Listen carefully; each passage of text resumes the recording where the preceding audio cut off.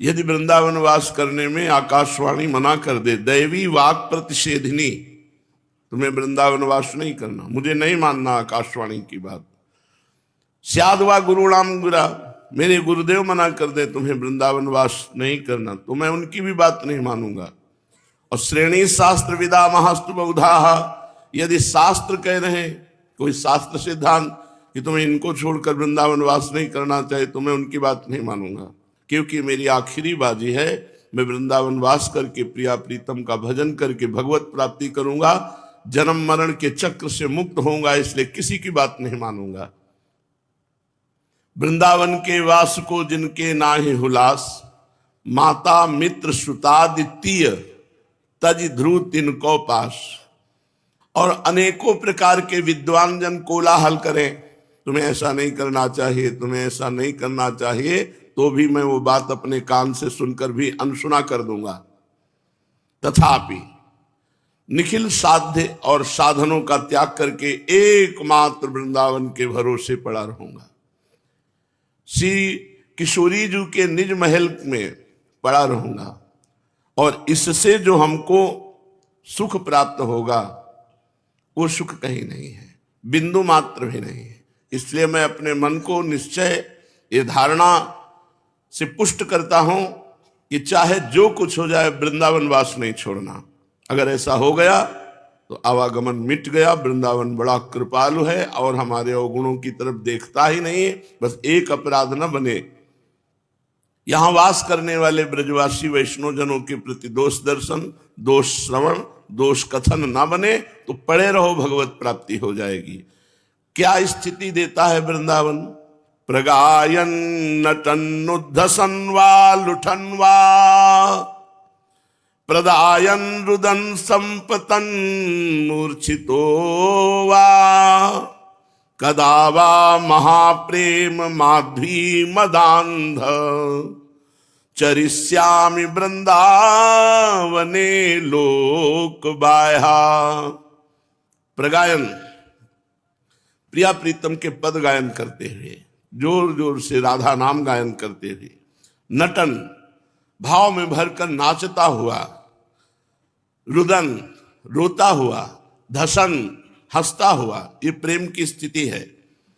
लोक लज्जा का त्याग करके महाप्रेम स्वरूप वृंदावन का जब वास स्वीकार किया, तो वृंदावन की कृपा से हमारे हृदय में जब प्रेम स्फुरण हुआ तो मदांध हो गया, प्रेमांध हो गया। अब वो कभी उच्च स्वर से गाता है, कभी रुदन करता है, कभी हंसता है, कभी नाचता है, लुठनवा, कभी वो भूमि पर लौटता है वृंदावन की रज में। और कभी कभी तो ब्रजभूमि में लौटते लौटते इतना प्रेम आता है कि वो मूर्छित हो जाता है। संपतन मूर्छितो वा, गिर पड़ा और वृंदावन की रज में मूर्छित हो गया, प्रेम मूर्छित हो गया। हाय, ऐसा मेरे प्रति कब भाव आएगा? ऐसा वृंदावन मेरे प्रति कब कृपा करेगा कि मेरे हृदय में भाव आएगा कि मैं वृंदावनाधीश्वर युगल सरकार के प्रेम में उन्मत्त होकर उनकी लीलाओं का गायन करूं, उन्हीं की लीलाओं के चिंतन में रुदन करूं, उन्हीं की लीलाओं के चिंतन में हंसूं, उसी भाव में भरकर भूमि पर लौटूं, उसी भाव में मूर्छित हो जाऊं।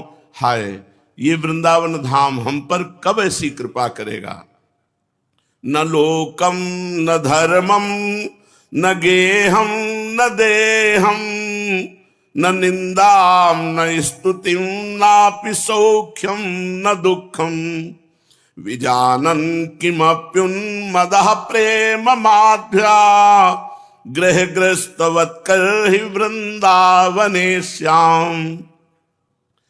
कब ऐसा होगा कि मुझे बिल्कुल लोक लज्जा नहीं लगेगी सबका त्याग करके वृंदावन वास करने में? न लोक की बात और न कोई धर्माचरण मुझे रोक सकता है। अब तुम्हारा धर्म है इनकी सेवा करना, तुम्हारा धर्म है इनको ये कर, अब सब छोड़ देंगे। न लोकम न धर्मम। देखो ये तुम्हारा घर है, तुम घर छोड़कर कहाँ जा रहे हो, कहाँ भटकोगे? नगे हम, देखो तुम्हारा यहाँ सब सुविधाजनक शरीर का पोषण होता है, कहाँ खाओगे, कहाँ सोओगे, कैसे रहोगे? न देहम, मुझे देह की भी अब कोई परवाह नहीं। न निंदाम, कोई हमारी निंदा करे या कोई स्तुति करे या कोई हमसे मित्रता रखे या हमें दुख दे, अब इसकी कोई परवाह नहीं। आहा, लोक लज्जा, घर, देह, परिवार, निंदा, स्तुति, सुख दुख सबकी तरफ से निरपेक्ष होकर, कोई परवाह न करके मैं अनिर्वचनीय प्रेम मधु का पान करके उन्मत्त होने के लिए वृंदावन वास स्वीकार करता हूं। कैसे? ग्रहग्रस्त व्यक्ति की तरह। जैसे कोई विक्षिप्त हो जाए, पागल हो जाए तो सिजी हो जाता है, एक ही बात उसे समझ में आती है।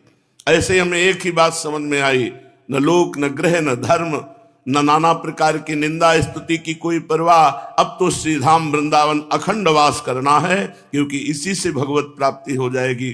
कलयुग है, हमसे कोई साधन नहीं बनेगा। निरंतर भगवान नाम स्फुरण करते हुए जिह्वा पे यदि वृंदावन वास किया जाए तो कुछ ही वर्षों में आपको दिव्यता का अनुभव होने लगेगा। पर होता है कि यहाँ आकर फिर हमारा व्यवहार घर जैसा होने लगता है और लोक व्यवहार जैसी निंदा स्तुति, तो उससे फिर हमारा मन ऊंचाई पर नहीं चढ़ पाता, इसी धरा पर रहता है, त्रिगुण की धरा पर। और वृंदावन त्रिगुणातीत प्रेम रस प्रदान करने वाला। तो यदि सौभाग्य से वृंदावन वास मिल गया है तो एक नियम ले लो कि वाणी से किसी की निंदा नहीं करेंगे, नियम ले लो कान से किसी की निंदा नहीं सुनेंगे, नियम ले लो आंख से किसी के दोष दर्शन नहीं करेंगे, बस पड़े रहो वृंदावन। वृंदावन पड़े रहने मात्र से भगवत प्राप्ति हो जाएगी। श्री हरिराम व्यास जी महाराज कह रहे हैं, कहाँ हो वृंदावन तज जाऊं, मुँह से नीच पोच को अनत न हरि बिनु और न ठाऊं। कहाँ हो वृंदावन तजी जाऊं। अब वृंदावन छोड़कर हम कहां जाएं? मेरे जैसे नीच और अधम को, जो हीन है, निर्बल है, उसे और कौन सहारा दे सकता है? हे हरि, श्रीधाम वृंदावन के बिना मेरा कोई ठाव नहीं, कोई स्थान नहीं। बड़ा कृपालु वृंदावन है। देखो, इस सृष्टि में जो आप करोगे उसी का फल मिलेगा, लेकिन यहां रहने का फल मिलेगा। सृष्टि में रहने का फल नहीं मिलता, करने का फल मिलता है। आप जो शुभ अशुभ कर्म कर रहे हैं उसका फल मिलेगा आपको, लेकिन वृंदावन में रहने का फल मिलेगा, भगवत प्राप्ति। यहां रहने का फल है भगवत प्राप्ति। तो कहाँ हो वृंदावन तज जाऊं। तो ऐसे कृपालु वृंदावन को छोड़कर हम कहां जाएं? सुख पुंजनी कुंजनी के देखत, विषय विषय विष क्यों पाऊं। जब हम वृंदावन की लताओं का दर्शन करेंगे, वृंदावन के रसिकों का संग करेंगे, रज में लौटेंगे, तो जो विषय विष है ये अपने आप अच्छा नहीं लगेगा। जब हमारी बुद्धि मलिन होती है तो भगवदानंद का त्याग करके विषय विष को ग्रहण करती है, और जब बुद्धि पवित्र होती है तो जैसे विष कोई खाना नहीं चाहेगा, ऐसे विषय भोगने की इच्छा नहीं होती। जब हम वृंदावन की लताओं का, रजरानी का, रसिकों का सेवन करेंगे तो हमारी बुद्धि शुद्ध हो जाएगी, और शुद्ध बुद्धि का निर्णय होगा कि आब्रह्म स्तंभ पर्यंतम सर्वम मायामयम जगत। तिनके से लेके ब्रह्मलोक तक सब मायामय है, इसलिए ब्रह्मादि के भोग सब विष सम लागत ताहि, नारायण ब्रज चंद की लगन लगी है जाए। जिसे भगवदानंद प्राप्ति की लगन लग जाती है उसे ब्रह्मादि के भोग भी विषवत लगते हैं। हरिराम व्यास जी कह रहे हैं कि अब नहीं, एक आग को डाढ़ो दूजी आग मांझ न बुझाऊं। एक आग में तो जला संसार की कामाग्नि, क्रोधाग्नि, विशेष विशेष प्रकार की राग द्वेष ईर्ष्या मत्सरता। अब जो मैं आनंद में आया हूं तो यहां प्रेमाग्नि लगी है, अब इस प्रेमाग्नि को नहीं बुझाऊंगा। संसार की आग बुझाने के लिए वृंदावन का आश्रय लिया, वृंदावन ने जो आग लगाई प्रेम अग्नि, अब इसे नहीं बुझाऊंगा, अब इसे तो और जलाऊंगा और बढ़ाऊंगा। प्रेमाग्नि में सब वासनाएं भस्म करके प्रिया प्रीतम को प्राप्त होऊंगा, और ये प्रेमाग्नि वृंदावन लगाता है। एक आग को डाढ़ो जला हुआ, अब दूजी आग मान न बुझाऊं। अब दूसरी आग जो जगी है प्रेमाग्नि, अब इसे बुझाऊंगा नहीं, इसे बढ़ाऊंगा। एक प्रसन्न नमो पर निशिदिन, छिन छिन सबे कुदाऊं। बहुत प्रयास किया एक संसार को प्रसन्न करने के लिए, मित्र को, पत्नी को, पुत्र को, परिवार को जीवन लगा दिया, लेकिन ये विश्वासघाती लोग कभी प्रसन्न नहीं हुए, ये कभी मेरे नहीं हुए। इनकी मांगे बढ़ती गई, कितना इनको पूर्ण करें। इसलिए राधा रवन शरण बिनु अब हो, काके पेट समाऊं। कहाँ हो वृंदावन तजी जाऊं। अब तो एक राधा रमण के सिवा हमारे जीवन में कोई नहीं है। मैंने सबसे प्रेम करके देख लिया, सबको प्रसन्न करने की चेष्टा की, चाहे जान की बाजी लगा दो, फिर भी ये धोखेबाज लोग कभी प्रसन्न नहीं होते, ये कभी हमारे नहीं होंगे। इसलिए सबकी आशा, तृष्णा, वासना छोड़ करके एकमात्र राधा रमण जी की शरण ले लिया, और वही अब हमें स्वीकार कर सकते हैं, दूसरा कोई हमें अपना भी नहीं सकता। वृंदावन वास करने में भोजन छाजन की चिंता नहीं, मरी बेहोश से न डराऊं। अब न भोजन की चिंता है, न प्यास की चिंता, न मरने की कोई परवाह है।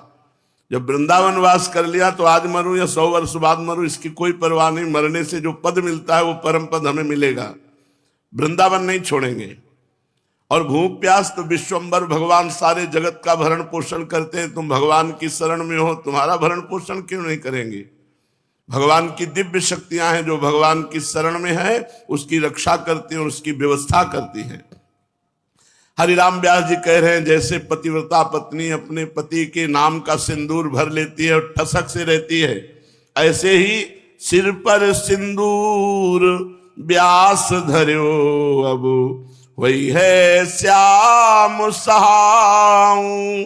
अब तो श्यामा श्याम का सिंदूर भर लिया, अब हम सुहागवती हो गई। हमारे प्रीतम दो हैं, दो प्रीतम श्री श्यामा श्याम, इनका सुहाग भरकर अब न किसी से डरना है, न कोई चाह करना है, न किसी से संबंध रखना है, एकमात्र प्रिया प्रीतम से संबंध। और हमारी सहायता स्वयं श्याम सुंदर भगवान करते हैं, क्योंकि मैं उनकी ठसक में हूं, उनकी शरण में हूं, तो वही हमारा सारा भार निर्वाह करते हैं। अब सर्वस्व त्याग करके एकमात्र श्री वृंदावन का आश्रय लिया। बड़ा महाभाग्य है जिनको ऐसा सौभाग्य मिला है कि उस श्रीधाम वृंदावन का एकमात्र आश्रय लेकर नाम जप कर रहे हैं। नाम जप की बड़ी अपार महिमा है। श्री सीताराम दास ओंकारनाथ जी महाराज वर्णन करते हैं, नाम सेवा, नाम जप, नाम कीर्तन, नाम ध्यान, अब नाम सेवा, ये हर साधक को रखनी चाहिए। जो नाम सेवा जी राधा नाम विराजमान है, 5 मिनट सेवा में लगते हैं। एक कटोरी में विराजमान करके एक पात्र से स्नान करा दो, कोमल कपड़े से पोंछ दो, थोड़ा इत्र लगा दो, चंदन लगा दो, भोग लगा दो, आरती कर दो, हो गई।